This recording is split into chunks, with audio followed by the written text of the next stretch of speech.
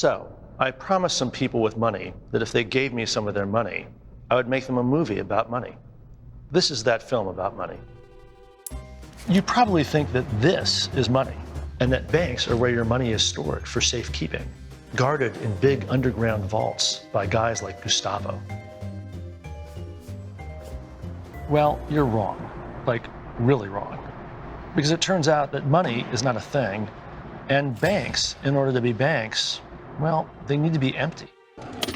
Back in the old days, banks used to look like well-fortified temples. In fact, they were temples. Remember Jesus and the money changers? Nowadays, they've all turned into pharmacies and retail outlets. And actual banks these days now look like airport business class lounges. It's like they've given up even pretending that this is where they store the cash. I wonder why that is. Maybe if we made an awkward educational video on this subject, we could figure that out. So let's ask the question. What happens to your money when you deposit it in a bank? Here, for example, I am going to deposit $100. Thanks, James. Your account has now been credited with $100. You will receive 1% interest, so in a year, your account will have grown to $101. That's amazing, Ritu. But how does that happen? Does my money grow like a yogurt culture down in the vault with all the other money? No, James. That doesn't make any sense. So what happens? It goes like this. If I have $100 of real cash and I put it in a bank, the bank gives me then the right to write checks for $100. But of course, they're not going to sit on that $100 waiting for me to write the checks. They're going to lend it out. Right. They take my money and pay me 1% interest, and then they loan it out to other people and charge them higher interest. And the difference between those two interests is their profit. That makes some sense. So how much of my $100 does the bank get to loan out? And how much does the government require them to keep on reserve in case I need some money? The reserve requirements are very small. You'd be surprised. If you put your money in the bank, you think they hold a lot of it and keep it safe for you. Actually, it's a very complicated formula, but for most banks, it turns out to be around 3%. So, the bank sets aside a tiny fraction of my $100 and then takes the vast majority of the rest of it and as quickly as humanly possible gets rid of it. For example, the bank lends it to Sally on her credit card account so that Sally can, I don't know, go out and buy a Snuggie for her dog. So now a new bank account is credited with that money. That means that on top of the $100 that's credited to me in my bank, there's magically lots more dollars showing up in another bank. Sally's credit card debt has strangely created, well, more money. And what does this new bank do? It reserves a tiny fraction of Sally's debt and then lends the vast majority of that, what's left, to Frank, who goes out and buys, I don't know, a baby wall hanger.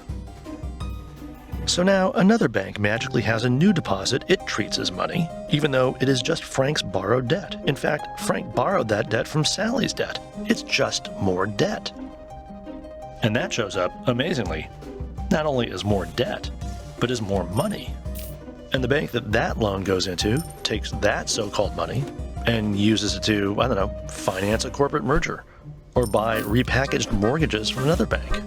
And on and on and on. Money is like a hot potato. Whoever holds it has to pass it on to somebody very quickly. A bank can't keep its money in the bank. They can't pay you interest, however low, without getting some. This is what's known as the fractional banking system.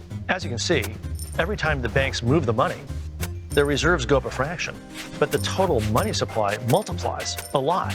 In short, this is not money. Money is not a thing. The basic money is what the government prints and declares it will support. But banks have the capacity to kind of multiply that. Here's the total amount of dollars in the world today. But here, according to the Federal Reserve Bank, is the total amount of money that's in the system. What makes up that huge difference? Well, money is usually, except for cash, money is somebody's debt, somebody's IOU. But I thought money was, money. Turns out money is a mushrooming, mutating pile of debt, of IOUs, of promises, sitting on top of another pile of debt and IOUs and promises. Money is weird because it's the idea that we have in our heads. We represent it with physical tokens, but it's really based on this general idea of trust that's sort of captured in a token. In other words, for money to be money, We all have to believe. Yes, it's all a system of beliefs and therefore very fragile. There's no way the bank actually has $10,000 for every person that has $10,000, but it doesn't matter because all you need to do is have the belief that there's $10,000 in the bank for you to be like, keep working on your day. And when you do need the $10,000, chances are not everybody else is going to need the $10,000 at the same time. So, I believe money really is holy.